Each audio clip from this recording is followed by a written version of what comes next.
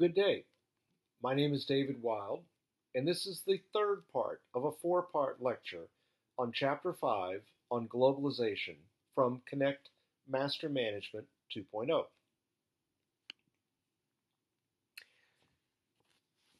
In this part of the lecture, we're going to discuss managing across cultures.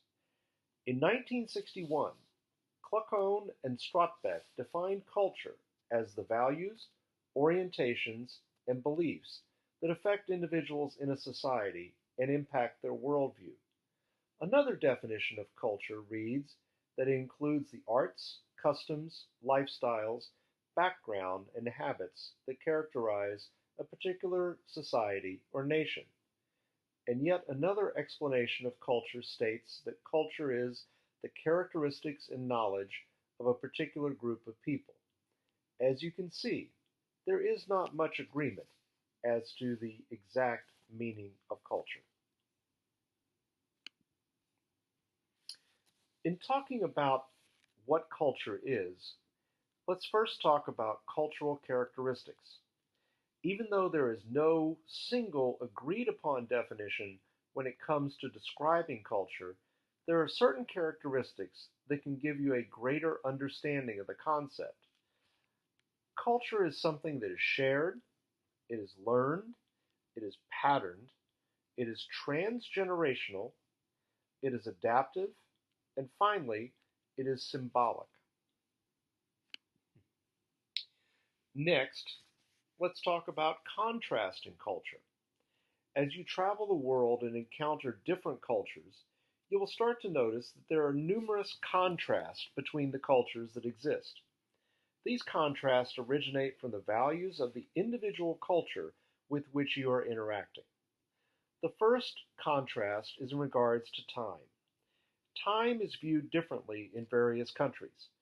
Some cultures see time as a valuable asset that cannot be wasted, while others see it as a byproduct of going about their daily activities.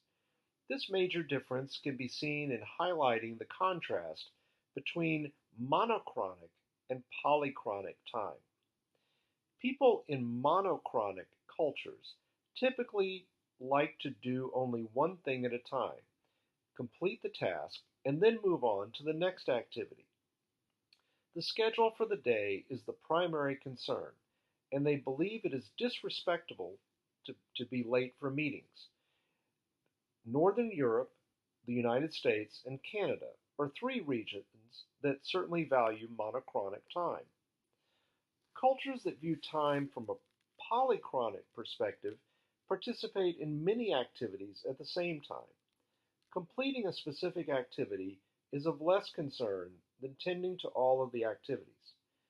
Polychronic managers believe people are their primary concern, and building lifetime relationships is just as important as accomplishing a single task.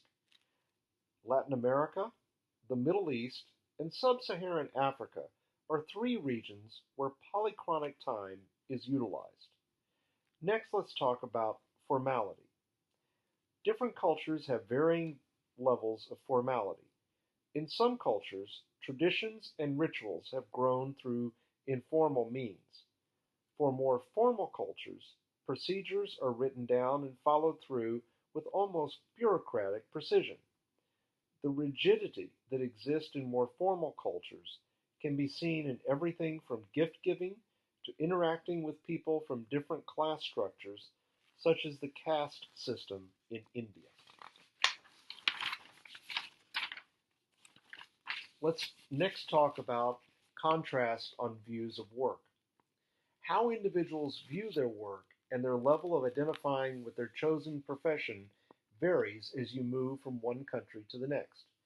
People across many cultures find achievement and purpose in their occupational activities, while in other cultures that is not the case.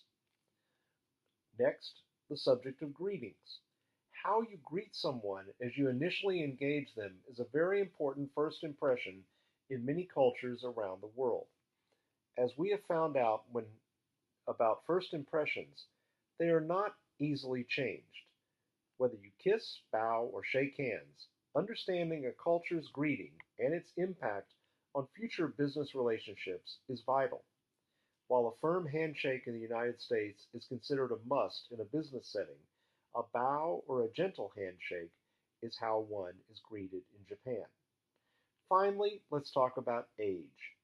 Age is another component that is viewed differently in cultures across the world.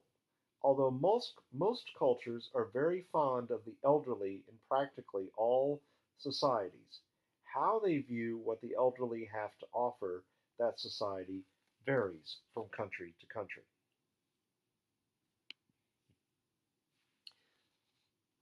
The self-reference criterion across cultures.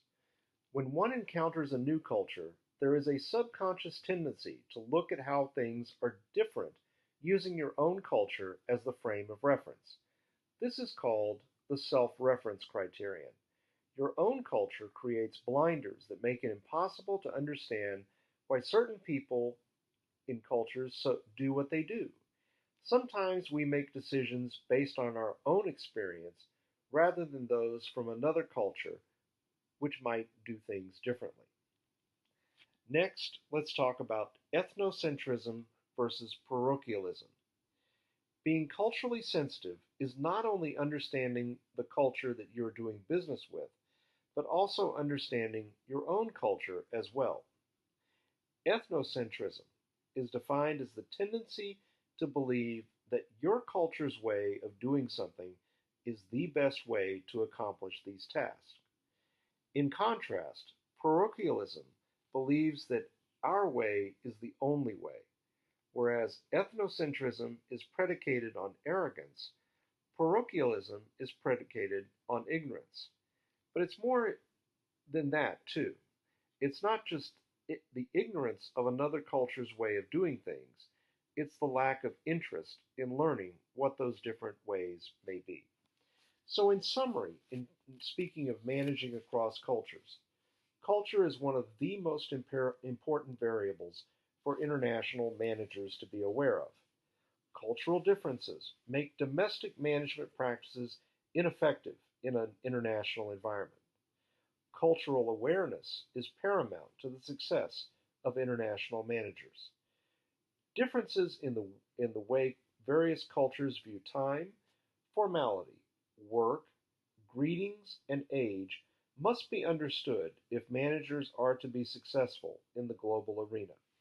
And finally, international managers must avoid the susceptibility to the self-reference criteria, thereby minimizing their ethnocentrism and parochialism.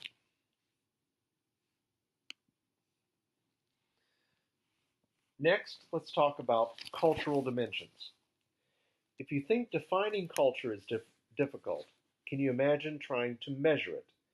This was a major issue encountered by researchers studying the concept of culture. In the 1970s, a researcher named Gert Hofstede developed a research framework on cultural values. From this research, the most extensive performed to date, Hofstede proposed four cultural dimensions or continuums. The first of the four dimensions described in Hofstede's research is individualism versus collectivism.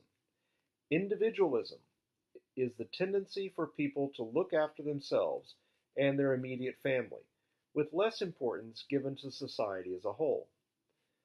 Collectivism pertains to how people in certain cultures subordinate their individual needs for the greater good of a group. The second dimension in Hofstede's framework is power distance. This cultural dimension measures the extent to which people accept that there should be an unequal distribution of power across institutions, organizations, and people. The third dimension is masculinity versus femininity. This value focuses on traditionally masculine values in contrast to traditionally feminine ones. Aggressiveness, assertiveness, materialism, and a lack of empathy are all considered masculine traits. Feminine traits include value, quality of relationships, and passivity. The final dimension in Hofstede's original research was uncertainty avoidance. This is a culture's comfort level with risk and ambiguous situations. Cultures that are highly risk averse and feel very uncomfortable in ambiguous situations are thought of as having high uncertainty avoidance. Cultures that have a high tolerance for risk and are comfortable in highly ambiguous situations are considered to have low uncertainty avoidance. Later work, done in conjunction with other researchers, unearthed two more cultural dimensions added to Hofstede's original four dimensions. The first one is based on time and is called long-term orientation versus short-term orientation. Societies considered long-term oriented focus on the future, whereas short-term oriented societies focus on the present. The second, new cultural dimension looks at relative happiness around the world.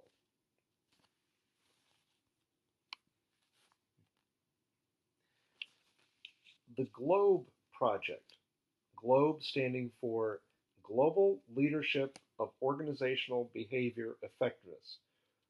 The GLOBE Research Program was founded by Robert House in 1991, and it sought to reevaluate Hofstede's work and maybe even replace it. Instead, the GLOBE research actually extended Hofstede's work and created a more inclusive set of values. They came up with 9 separate variables that were defined, conceptualized, and operationalized by more than 100 researchers of multicultural origins. The variables and their definitions are listed on Table 3 from your book, which you see on your screen.